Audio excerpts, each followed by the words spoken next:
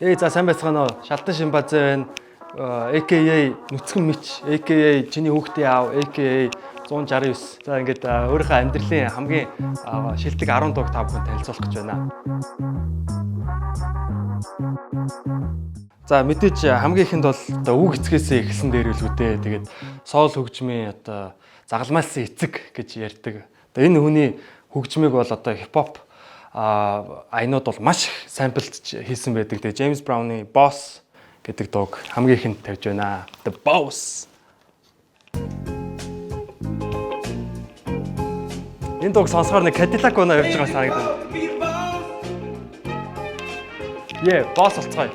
Дараагийн дуу бол бас попын хаан энэ хүнийг оруулахгүй бол бас алдсан болно тий. Michael Jackson Don't Stop Till You Get Enough гэдэг анхны Off the Wall гэдэг өөрийнх нь цомогт багтсан дуу байгаа. Тэгээд би яг тэр үеийн Michael Jackson дуртай. Ер нь сүүлдээ цагаан болоод жоохон сонирн болцсон.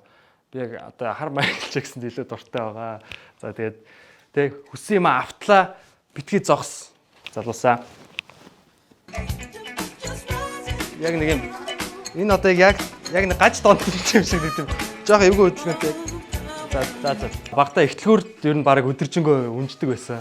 Тэгээд дөрөв давхарт нь яг нөгөө электрон барааны тасагт ингээд юм том дэлгэцэн дээр Майкл Джексоны бүр юм баримтат кино тоглолтууд нь ингээд байн гарч идэг байсан л та. Тэгээд тэрэн дээр бол яг бүр гайхаа Майкл Джексоныг бол би бол харь гаригийн хүн гэж боддог байсан. Тэ бүр ингээд сонь юм хийгээ хоошоогоо алхаж малхаад.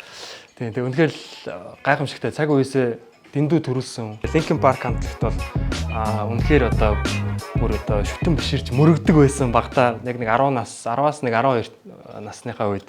Тэгээд яг Hybrid Theory гэдэг нэг цомог гаргаж ирсэн 2001-2 онд илүү дээ. Тэгээд My December гэдэг дунд нь дуртай. Тэгээд багтаа тэгэл сонсдог байсан да. Сургуулаасаа ирэл CD-г нь тавиал. Ээж аваасаа бүр ингээ гуйж хагаад яг Hi-Fi CD shop-оос идэр ахуулдаг байсан. Тэгээд Linkin Park хамтлаг тайртай.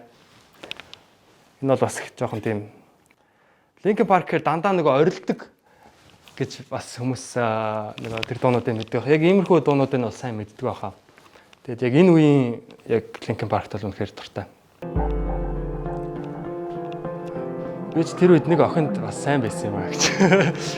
Тэгэл гэртээ ирчихэл ганцаараа энэ дууг сонсч тэр охиноо бодож. За тэгээд мэдээж хипхоп үе рүүгээ орохгүй гэдэг хайчих вэ тийм систем аахаа. Угаасаа 50 Cent-ыг бол оруулахаас өөр аргагүй. Яг тэр үед бүр ингээд Монголд бол дэлхийд дахинд гэлтгүү Монголд ч баг залуучууд 10 жилд хүүхдүүдийн бүр стилийг тэр чигт нь өөрчилж байсан. Бүгд дураг зөөж эхлээл, бүгд шуудаа шиг өмсөөл тэгээ бүгд гангстал болж исэн л та. Тэгээ 50 Cent-ийн анхны цомог бол үнэхээр гангс энэ хипхоп хамгийн шилдэг цомгуудын нэг байгаа. Тэгээд тэр цомог дотор нэг Many Men гэдэг дуунд нь хамгийн их дуртай.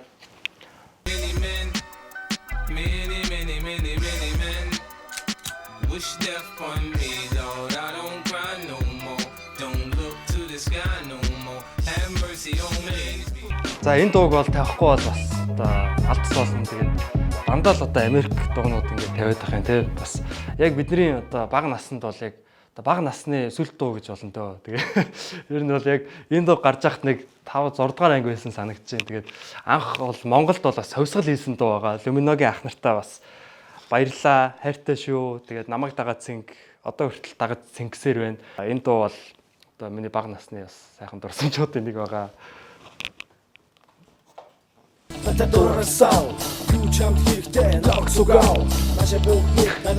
Амар л да. За тэгээ найзыгаа гээд яагаад байгаа ч юм биш. Оруулж байгаа ч юм биш те. Гинжин бол яалчгүй одоо цаг үеийн бас шилдэг Монголын рэп артистуудын нэг байгаа. Тэгээ миний хувьд шилдэг. Тэгээ манай миний хамгийн сайн найз тэгээд өнөөдөр гээд дууг нь бол хэдэн ч удаа сонссон. Ерөөсөө өөддгөө хамгийн гол нь тэр нэг юм чанартай байдаг. Зарим дуунууд чинь ингээл анх гараа сонсоол нэг ганц хоёр сонсоол тэгэл нэг дахид сонсох хүсэл төрдөг шүү дээ. Энэ дууг сонсоход бол ягаад ч юм яг тэр анх сонсч ирсэн гоё мэдрэмжүүд бол төрдөг. Тэгээд аян бол Man on the Moon гэдэг бас мундаг авиастик продюсер хийсэн байгаа. Бас ер нь тэгээд сонсоорой.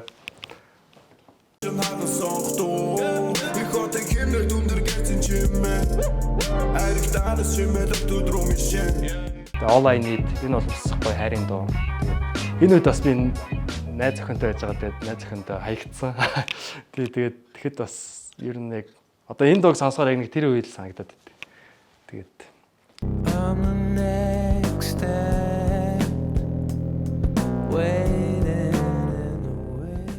тэгээ SOS band тэгээд 70-аад он, 80-аад онууд ер нь 70-аад оны сүүл 80-аад оны дундуур ер нь их гой уран бүтээлүүдийг гаргасан. Үнэхээр бүр нэг юм тансаг, би бол зүгээр тансаг гэж хэлмээр байна. Тийм дууралттай. Тэгээд үнэхээр гоё амтлаг байгаа. За энэ дууг бол бүр хизээч сонссон одоо уйдах биш бүр ингэ нэг юм хайрлаж тэ нэг амандаа нэг чихэр хүлхэж идчихэж байгаа юм шиг тэгж сонсдог. Тэгээд дууны тэр за та зүгээр сонсоод үзээрэй. Тэгээд одоо хар ах эгч нарыг маань одоо хэн барах вдэ тэ. Тэгээд одоо бас за монголчууд л барж магадгүй. Тэгээд энэ дууг сонсоод үзээрэй. Тэгэхээр ер нь SOS band-ийн тэр цомгийг ер нь тэр чигтэн сонсоод үзээрэй.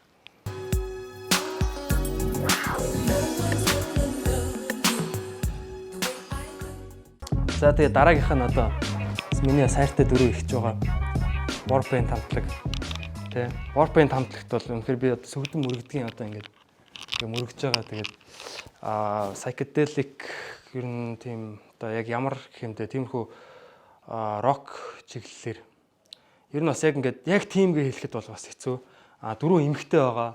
Тэгээд дөрүүлээ хөгжмөө тоглодог.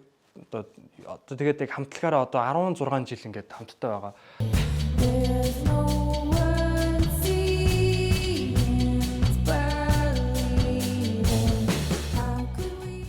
За тэгээд сүүлийн одоо Work Drugs-ийн хамтлаг байгаа. Одоо олонний хараанд ч гэх юм олонний одоо яг анхаарлыг сайн татаж чадаагүй ч гэсэн үнэхээр тийм бас гоё мэдрэмжтэй тийм яг нэг Калифорниа те Америкийн баруун эргийн одоо яг нэг тийм Лос Анжелес хотын яг тийм мэдрэмжүүд бол энэ хамтлагаас мэдрэгддэг нэг тийм гин цайлган нэг амьдрал санаа зовхгүй байгаа юм шиг мөртлөө цаанаа нэг гонигтай юм шиг те айгүй гоё Work Drugs.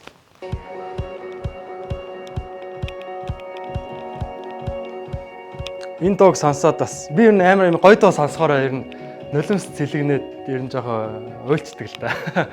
Тэгээ би нэг тийм амар гонигтай юм харахаараа ойлдгоо ч юм уу те нэг юм ойлгох нэг тийм нулимс гарч ирэхгүй яг нэг амар гоё юм үзэсгэлэнтэй ч юм уу нэг тийм үнэхээр нэг гоё юм сонсохоор ингээ хайр хүрээд ч юм уу ингээ цаанаас ингээ ойлоод би энэ дууг сонсоод бас ингээ би яг нулимс цэлгэнж ийсэн.